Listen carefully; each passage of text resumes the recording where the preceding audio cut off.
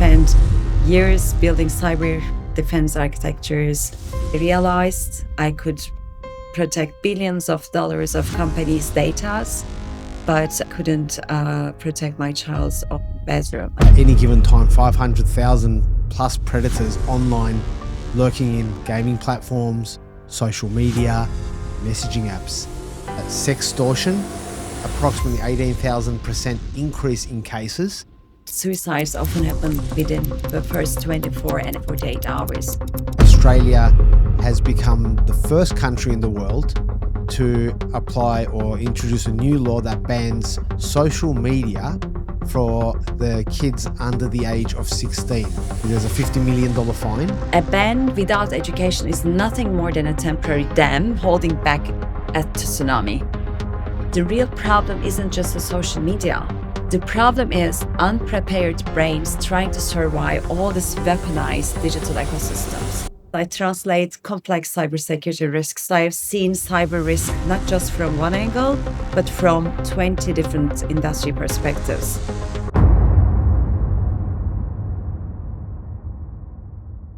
Hello everyone and welcome to another episode of Dumb Ways to Get Hacked. Today I've got a very special guest with me all the way from the other side of the world, but I'm going to let her do her own introduction. Elcin, who are you and what is it that you do and why is it so important that you're involved in this conversation? Hi, Biren. Thanks for having me. Yeah, I'm connecting from Switzerland, where is famous with the chocolate, banks, and mountains, and obviously Swiss knife.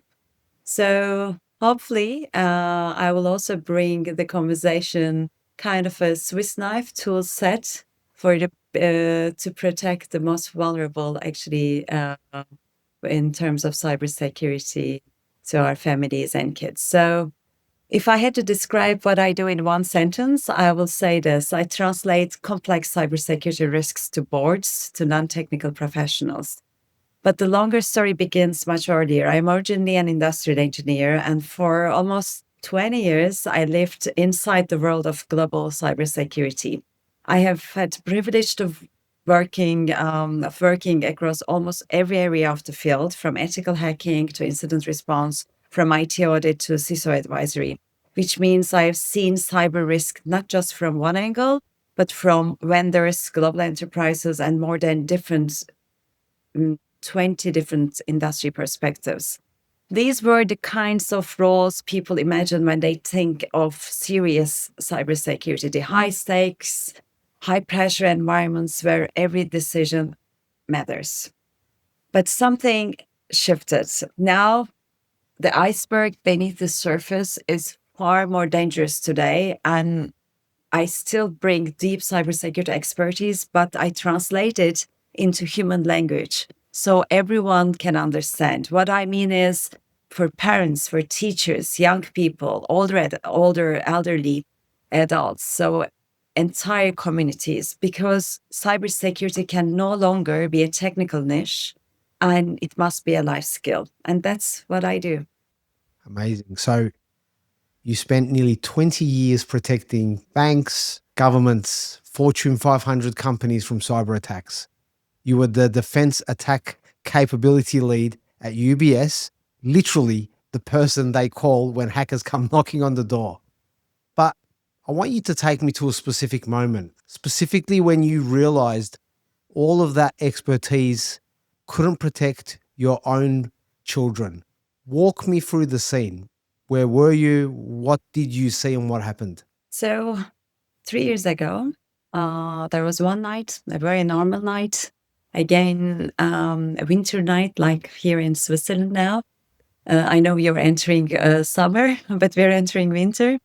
So this is a time that, when I just put kids to bed, reading stories, this is one of the nicest moments of the day after a very busy working day. And then everything changed for me. I had spent years building cyber, defense architectures. And that night I realized, I see on my son's face that I failed to protect my own child's bedroom. And And the reason was not I wasn't skilled enough, but because the threats against children are not technical, they are psychological. And also, even the kid doesn't have their own devices, children are one curious click away from content that shapes their identity, worth, sexuality, and belonging. And once you understand, you can't go back. So my son's friend, basically, he shows him some images. And then he was asking me the questions, he's questioning. And the important thing for me is after we deep dive, uh, he he was I already created a safe space for him to talk to me because unfortunately we know that I mean not this kind of cases but especially the sextortion cases, the suicides happens in 48 hours. So maybe we will dive into later what I mean, but this was the moment that I realized I could protect billions of dollars of companies' data, but I couldn't protect my child's own bedroom. And then I realized that even as a cybersecurity expert professional, I'm struggling to do this, how the other parents can do it. And then it started to shape what I want to do to serve the humanity and channel my all knowledge and information and start working more on the societal impact. Yeah, that's so important. I mean, you said it yourself. You're geared up as a Swiss Army knife with all the amazing tools that you've built up. But in that moment, what terrified you the most? So, I mean, the thing is, I realize that I see the hacker's mindset, and this is what most parents cannot see, the traps beyond screen time. I'm very happy that now psychotherapists like Jonathan Haidt, the Anxious Generation, adolescents, Netflix series, they pull back the curtain. But the danger beneath the surface is much more serious. And, we are talking about, and also not only the sextortion, the hackers, the predators, but also the technology is not neutral anymore. So when I bring the world that I recognize signs that look harmless, but actually serious digital risk indicators, because games use variable rewards designed like slot machines. And if you imagine that the young minds, when they more addicted, and according to neuroscience, Andrew Huberman, now we knew that some games actually they increase the dopamine level more than cocaine, so up to 300%. So these are serious data.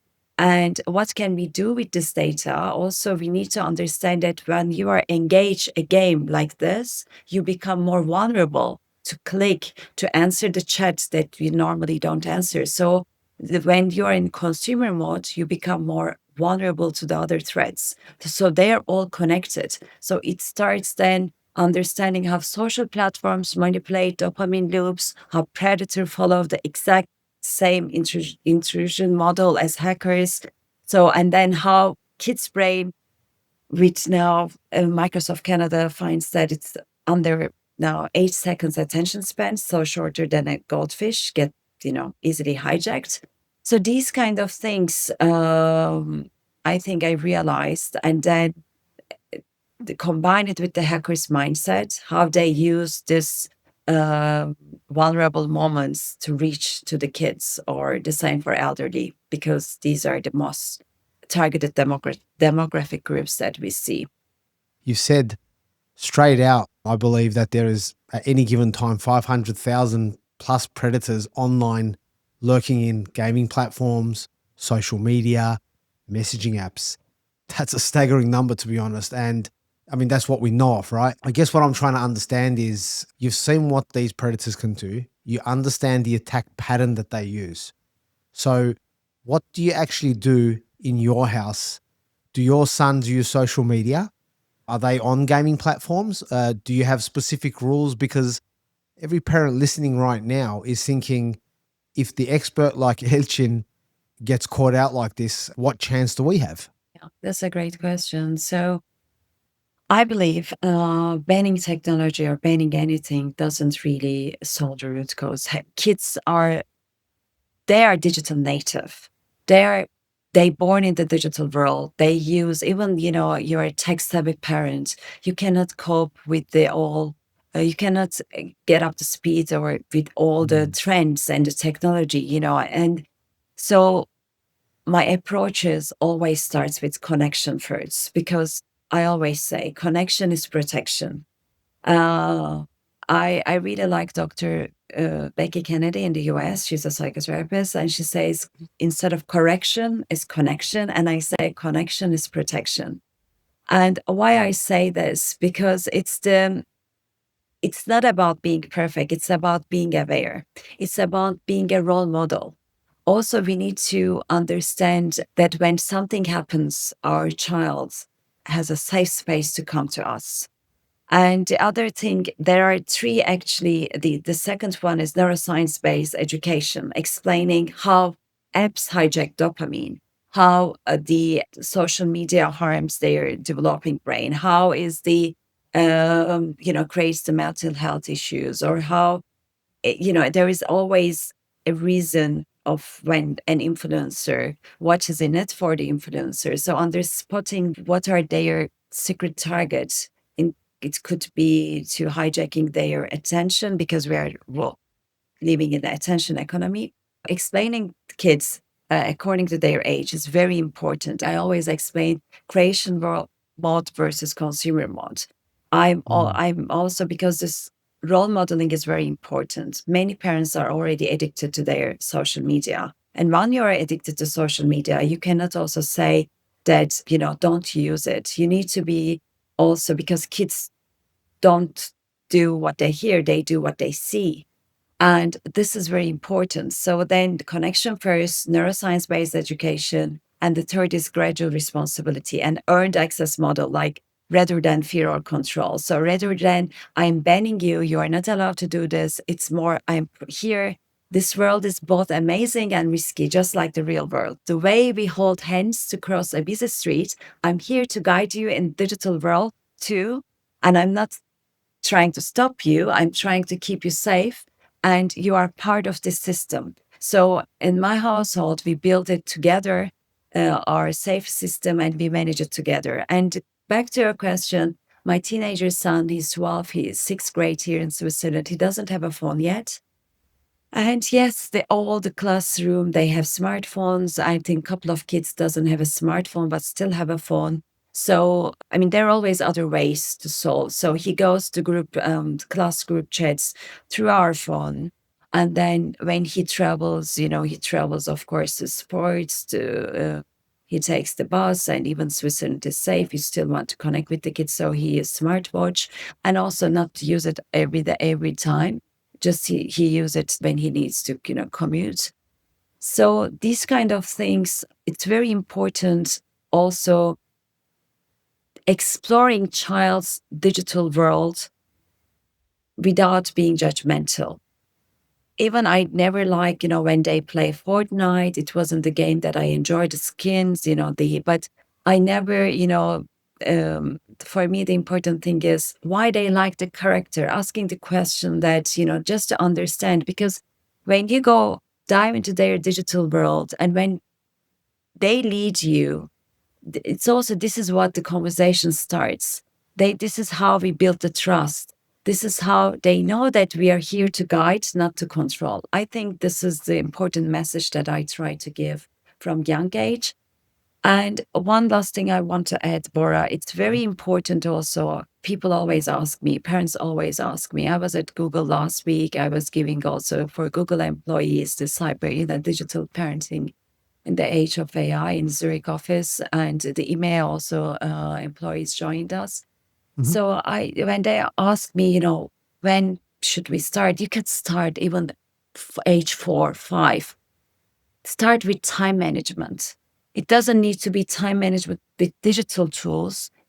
When they learn time management, when they play, it doesn't, then they understand the importance of their time from young ages, because this is what we need to bring.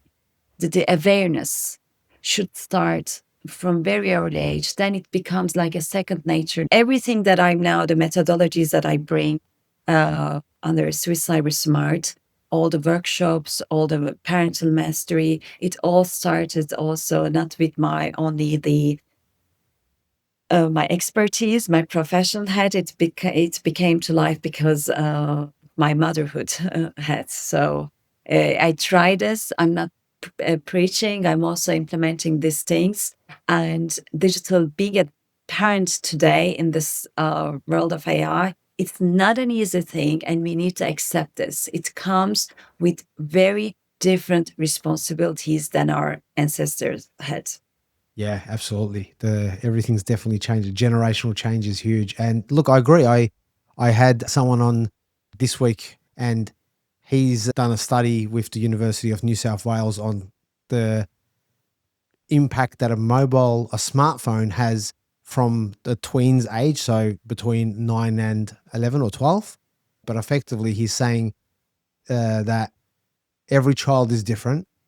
If your child, as you suggested, has time management skills, understands when to walk away from the technology, then maybe they are ready. Maybe it is okay to, like, as you said, in a controlled environment, work with them. But if your child is already struggling to come off an iPad or a game console, then you're probably not going to be doing your child a favor by giving him a mobile or her a mobile phone at the age of 9 and 10. And you mentioned that your kids have got your son that you're speaking about has the smart watch, which I believe these are the devices that have the ability to call select people that you Yeah. put in the contact, and they also have what, GPS, is that correct?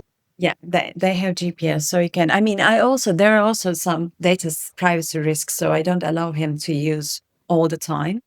But that's why, technology is not bad. It's all about how you use it. So how aware, and it becomes also anything we download from internet. Being a digital citizen comes also with responsibility. What nobody guides. Even you work in IT for many years, but it's like, to me, Bora, it's similar. That now we become more aware about our nutrition. Like when we go to supermarkets, we start to read labels, right? If it's sugar, if it's preservatives, if it's so, it needs to be. Being a citizen, digital literacy doesn't mean that you need to understand all the technology, it's like you're driving a car, but you don't know how the car engine works, right? But you have all the safety steps you need to understand before you start driving. So it's similar. So being a digital citizen means that when, for example, you upload an app, but have to check the privacy settings, what this app does.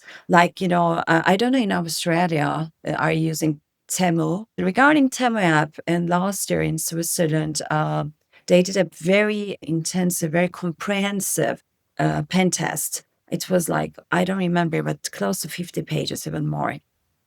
Then after I read this thing, and even you don't need to go into pen test. Even you read their privacy, it's quite dodgy. You don't really get, okay, they can really do, even connect to the other apps. There are really some stuffs that it doesn't, feel convincing. So what you can do is, instead of using the app, use the web version on your laptop. So these kind of small things, it's tech agnostic. It's like similar as we are reading labels, because you cannot go and say, don't cook with sugar, don't use sugar. But you say that, okay, sugar is unhealthy. In the long term, it makes you, there are now evidences that it's some relevance to the cancer, and the studies shows it's the same for technology. Now we get more and more the brain scans, how it affects children's health and the mental health with social media. But now we start to change these patterns, these habits. And so I think we mostly fail in cybersecurity, also in the companies.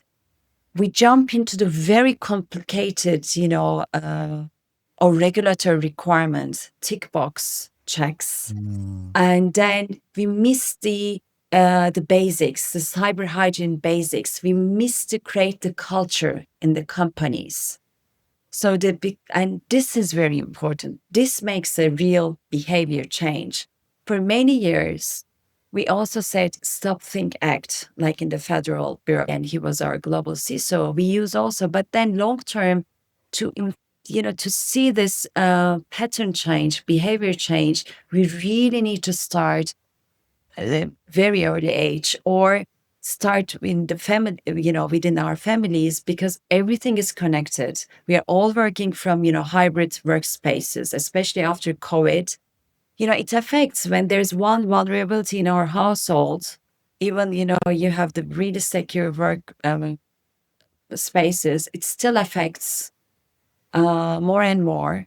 So they're all the digital footprint, everything, because hackers, they scan now with the AI, they're able to scan everything, in automated environments.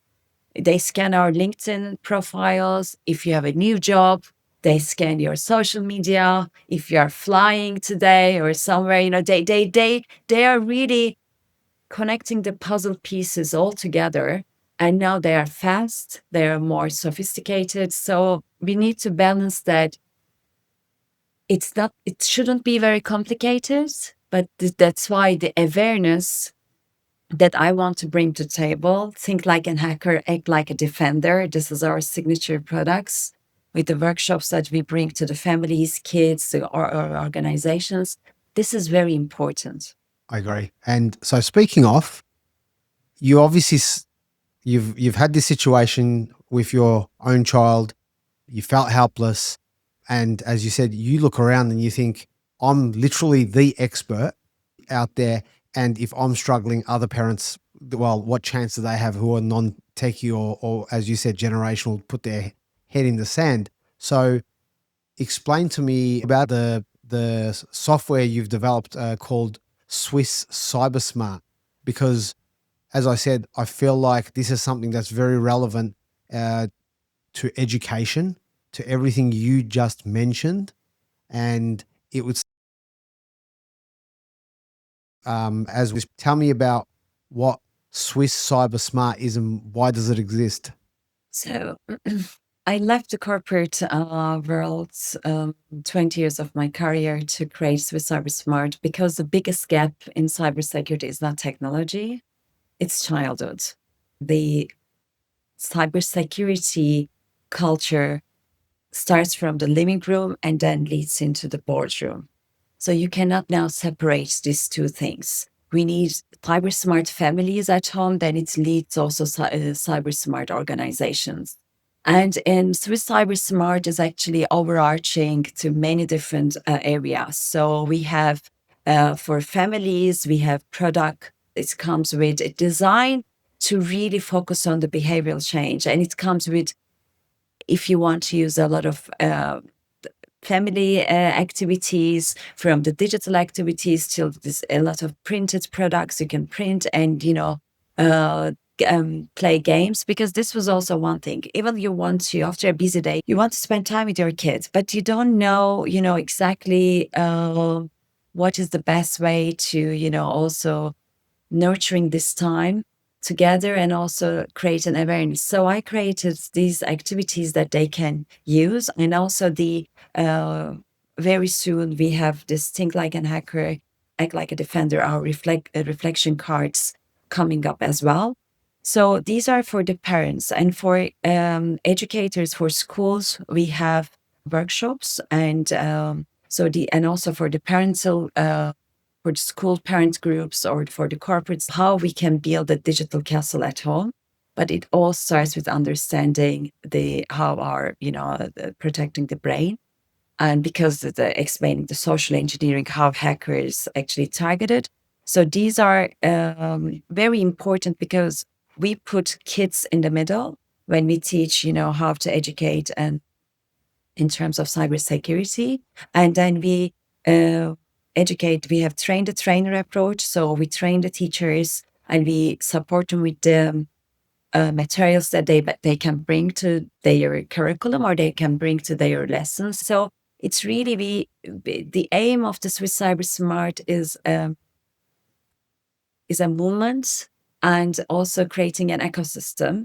One very important thing to mention, where I'm also working with the universities to make intergenerational uh, information transfer. What we are doing, we put kids in the middle when they get training from the teachers and also all the tools that we bring. And then the parent is also taking these trainings, self-paced trainings, but kids become the digital mentor at home, and then they share their all the things that they are learning with their grandparents if they have this possibility. So then they are teaching this knowledge to their grandparents, and the grandparents also teaching the things like AI cannot teach them, like the empathy, like how to be a good friend, how to live, in not only the digital world but the real world. This is a very important combination. And now I have been doing studies with the universities to embrace, to find the right tools to bring this and implement this to the families. That is amazing. Let's dig into the deeper topic. So I want to talk to you about something that's been in the news more than ever. I don't think people understand the scale of it. Sextortion, where teens are blackmailed online with explicit images. The FBI says it's surging, approximately 18,000% increase in cases. I've seen it here in Australia as well, with many cases of young boys or girls where they've committed suicide because of sextortion. And it's not because it's just embarrassing and shameful anymore. As I said, it's because there's been so many young teenagers take their own lives because of what's happening on their screens effectively. And the blackmail that comes, as you said, from a hacker's mind. Help me understand, as someone who understands how these attacks actually work, what is actually happening to these kids. Walk me through how this unfolds. So actually, it's again coming to hackers, whether they use code or whether they use emotional manipulation. So which we say predators, online predators or the professional hackers. The strategy is always the same: build trust, gain access, exploit, and stay in control. So these are because this is the hackers, especially they are work through the urgency, the fear, scarcity, peer validation, FOMO, shame. So these are the same cognitive biases exploited in or adult cyber attacks as well. But they know that, as I mentioned, when the kid is engaged with with the game, or when the kid has a societal pressure from peer validation, it's easier uh, to make to manipulate them.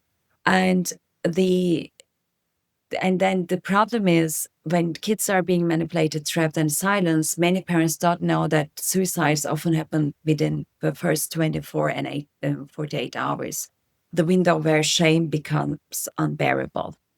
So what we do is we explain to families how to walk through their kids these patterns. So there are kill chain that the hackers are using. There are kill chain that the predators are using. As I mentioned, it's the same pattern. But the important thing is talking with your kids and then say that if something happens, I'm here, and this is our cyber resilience. Uh, like in emergency uh, response. So we do this. So we give them a catalog that very basic, but very important.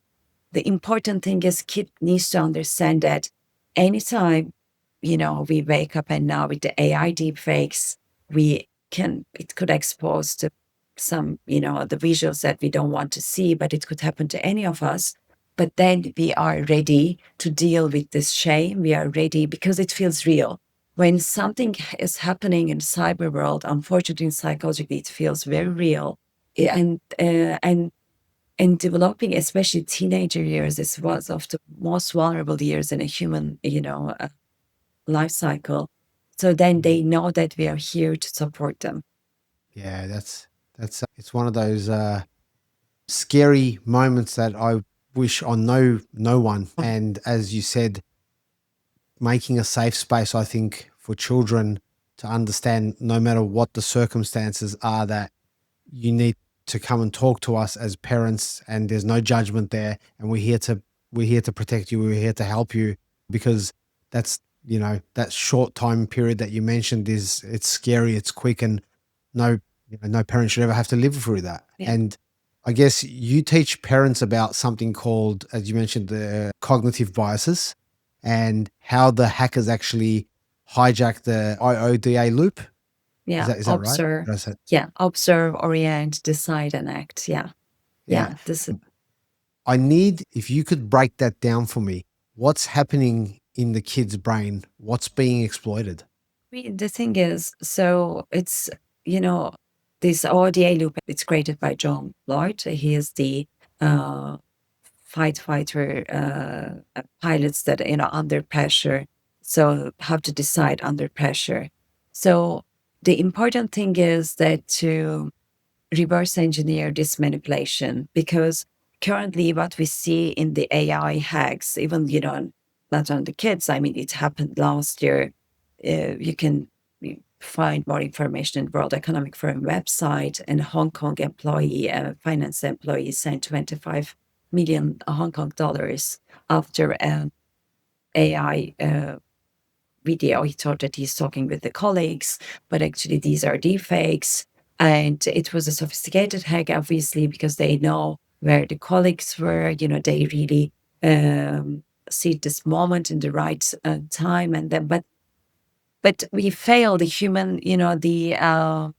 When you in the decision pattern, we have the process starts with what I see, and with the information that you orient what I, in what kind of it becomes your own beliefs that how you orient the ideal, and then decide. And but what hackers done, hackers manipulate this process, three steps, and then the only thing left to us to act, to do what they want. And but the and the kid side, the important thing is what we teach our boot camp to families, that to understand the dopamine awareness, attention resilience, and critical thinking under pressure, and all this emotional regulation. This especially the how the cyber attacks works.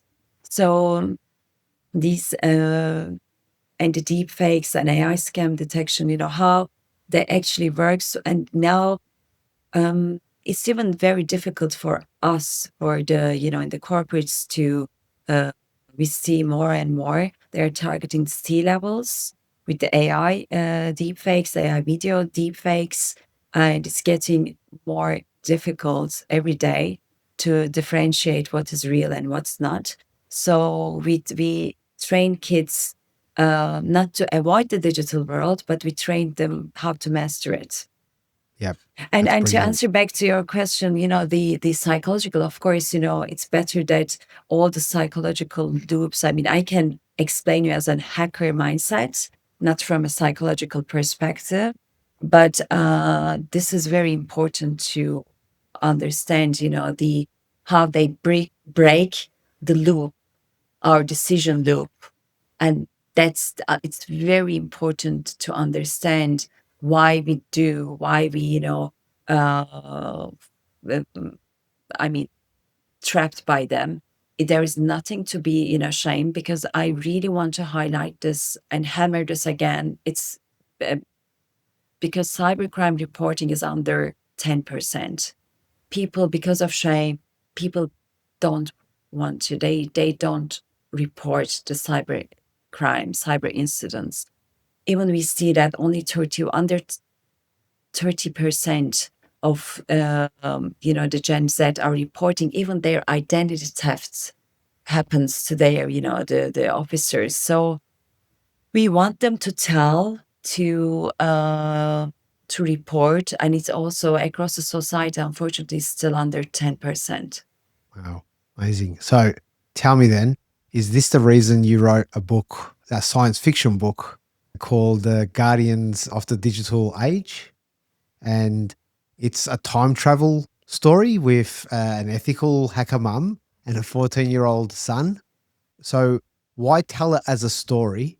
And what does that story do that how a cybersecurity person would need to think, or is it like a manual script for someone who's reading and learning at the same time? Tell me about this amazing book you wrote.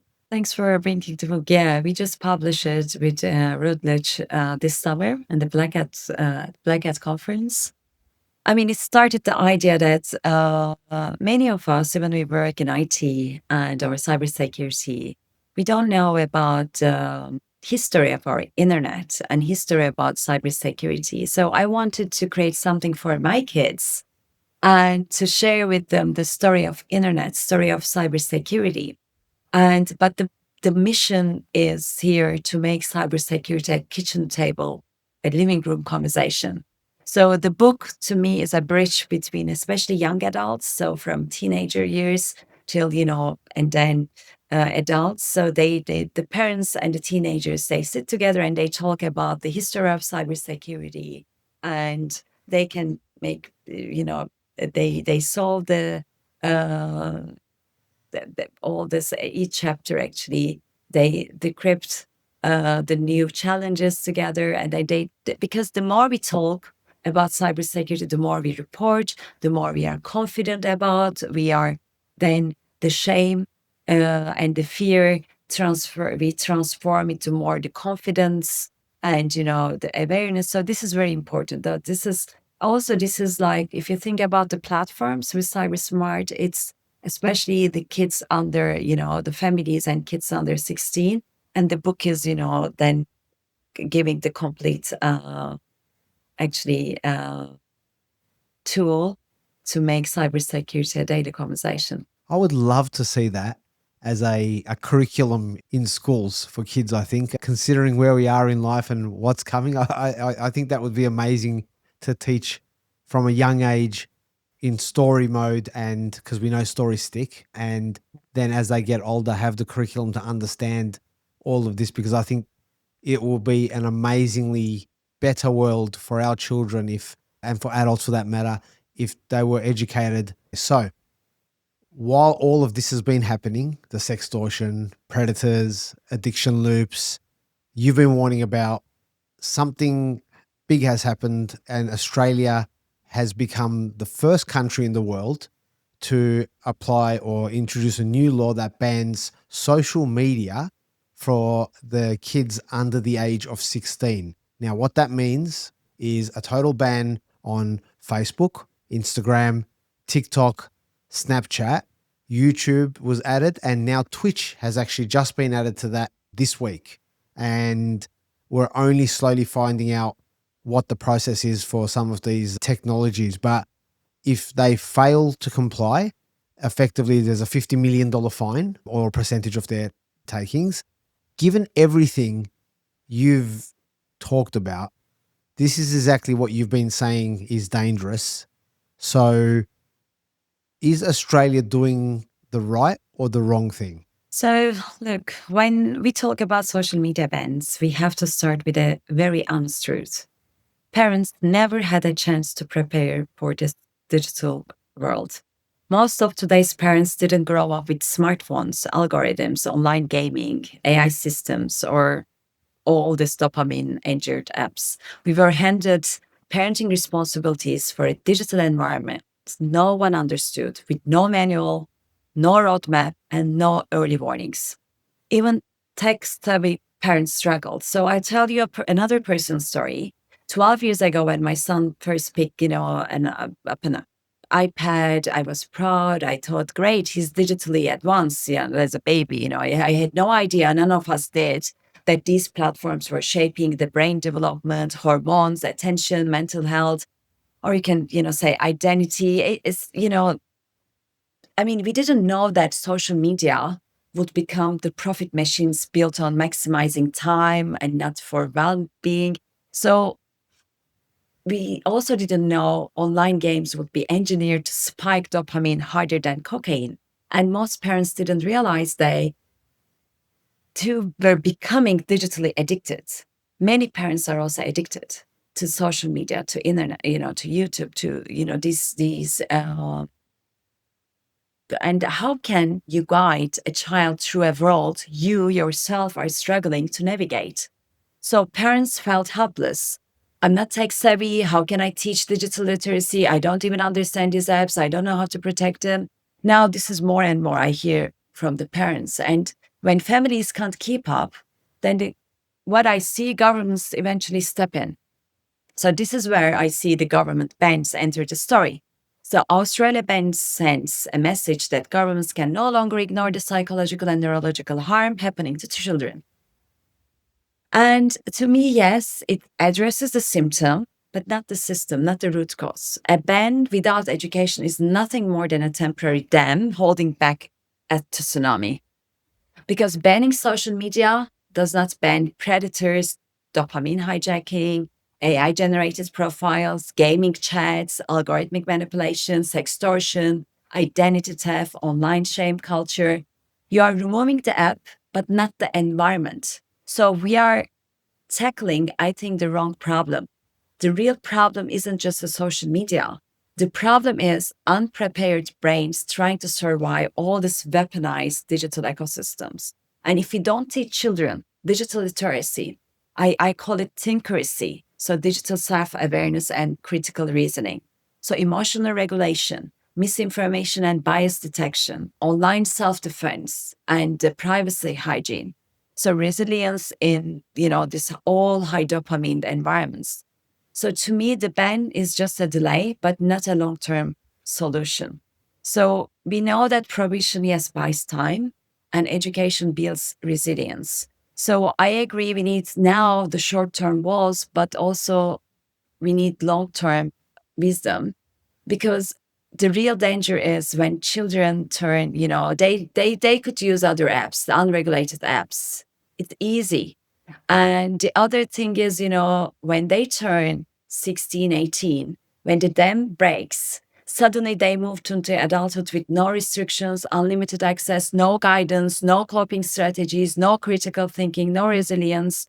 And even now we see, which I think this is the highest level of depression for 18 to 24 years old. The researchers show us the anxiety, attention collapse, and this is very important to understand. All this digital burnout ever recorded. Yes, we could maybe protect them in kind of control them, but not prepare them in this. So to me, Bora, it's really regulation alone cannot prepare them. And the right question, should we ban social media? This is, I think, not the right question. The right question is, what skills do children need to survive with or without social media? And the other thing is also what I see in the infrastructure problem. We also need to talk honestly about the hidden cost of enforcing and strict age limits, right?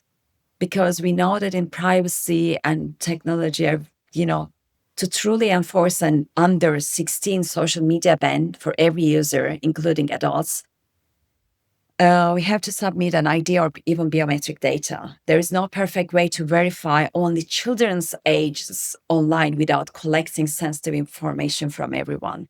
And this opens an entirely new set of risks.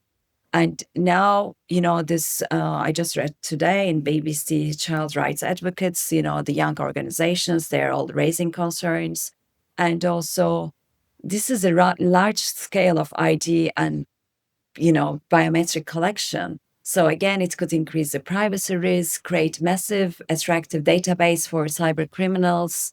I mean, expose users like identity theft. So I think the other problem, I also talk with my psychotherapist colleagues and friends. Also, not every young people experience digital spaces in the same way.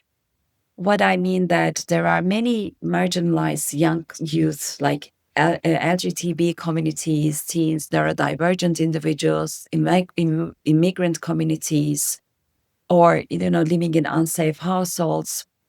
They are not just using for entertainment. They are using for social support. They are using for sometimes they only see where they feel seen and understood. I'm not actually, I am against social media use, but when we enforce strict digital identity checks or mandatory biometric verification, these young people may be the ones pushed out first.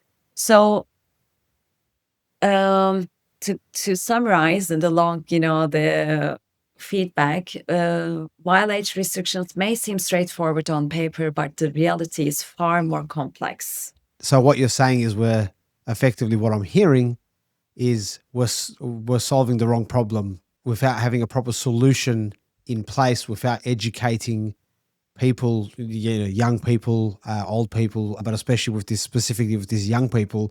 As you said, it's really, you're not really solving anything, are you? I mean, as you said, yes, we need to have something temporarily in place, but what's the purpose if the infrastructure isn't ready for it? And I heard just today on, I forget his name, I think he's called the Hacker Dad from US. He's a cybersecurity expert. He mentioned that Twitch's servers, identity servers have just been hacked, and everyone's digital identity that was in that system has been compromised. Yeah. And effectively, what we're saying is that we're putting this information in a server that there's a high risk that if that server gets stolen, then I'm probably worse off in that situation than I was not having to give that information in that environment. So yes, the government is standing up to big tech, which is very rare. You don't see it in many governments. The intent is good, but I don't believe in that they were actually solving the right problem and we are approaching this correctly,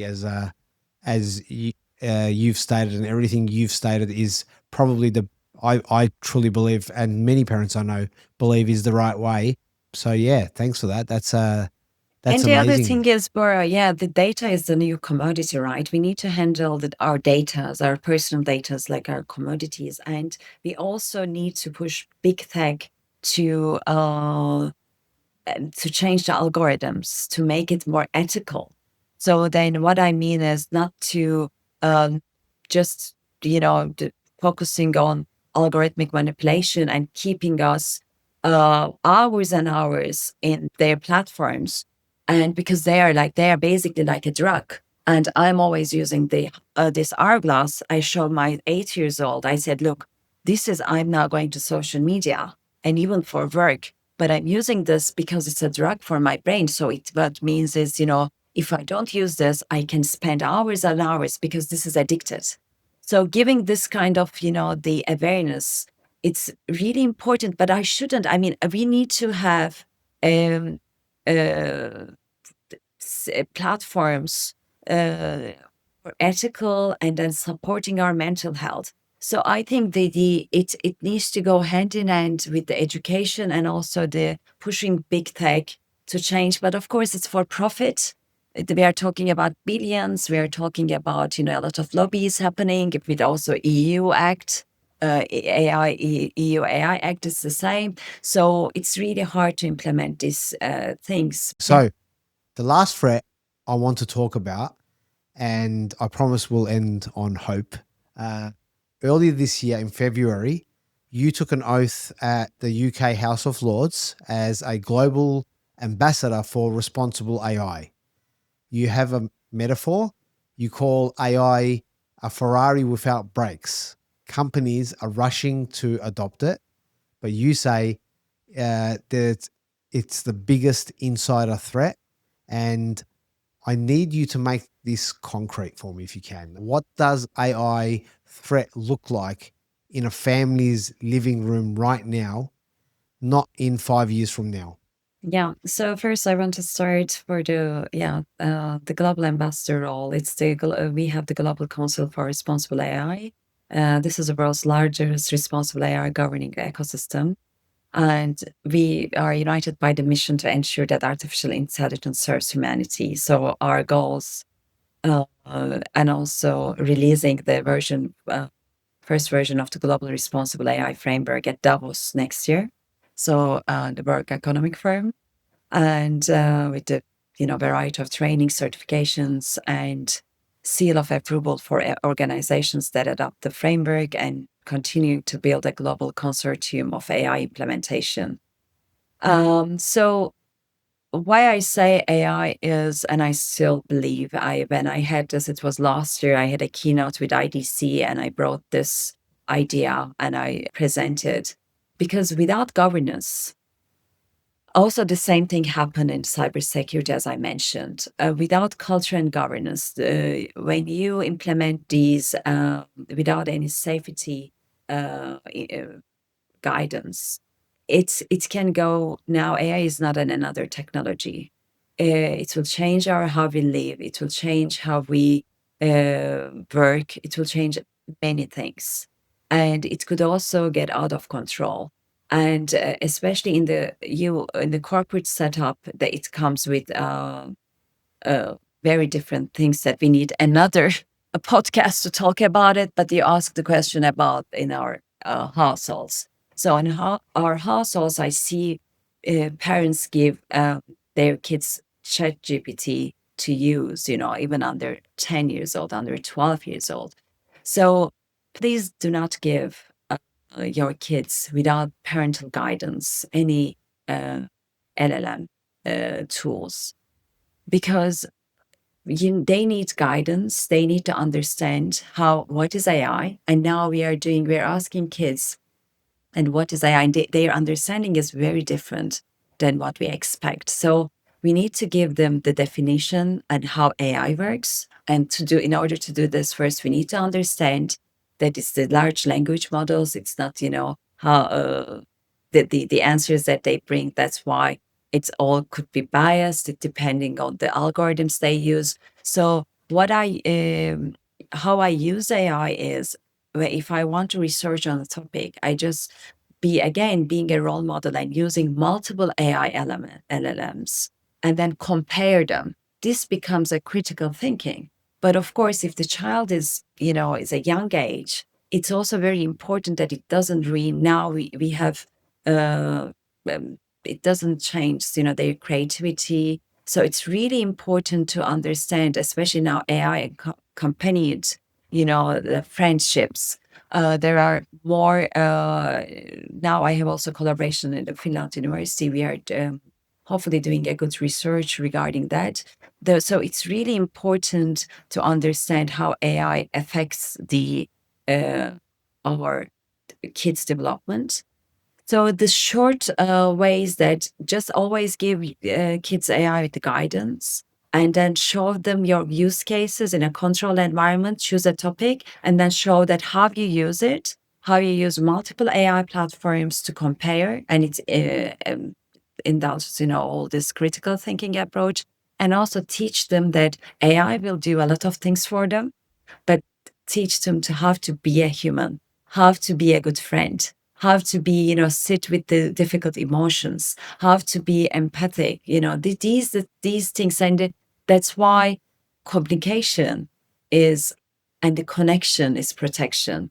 And also be ethical. We need a lot of AI ethicists.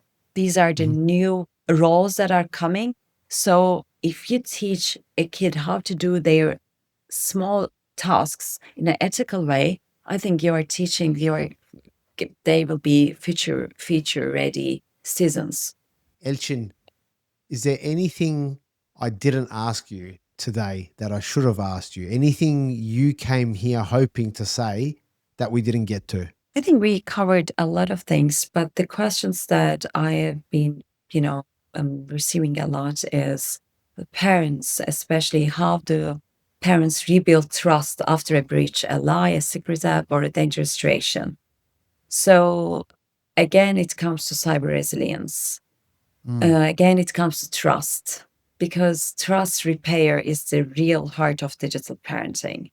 So I just want to leave parents as with the connection is protection, and the trust is the most important thing that you could also start building uh, in your household today. And this is really the heart of digital parenting. And thank you, Bora, for having me. Thank you, Elcin. And how do people get in contact with you if they wish to reach out or connect with your educational platform? So I have multiple channels. I have a YouTube channel. It was in Turkish, but now we are preparing an English one. I have the it's the Dr. Cyber Age and YouTube channel, and then I have the Instagram accounts with Cybersecurity and Elcin Biren, two different Instagram accounts, and also LinkedIn. They can find me, and then swisscybersmart.org is our official webpage. They can also contact me and my team from there. That's amazing. Thank you so much for being on our podcast. And personally, I want to say thank you for taking the big risk of moving away from what I would argue in the peak of your career to protect not just your children, but all of our children, and putting our education in a way which makes sense, which is easy to understand. Thank you. Thanks for your nice words. Thank you, Baron.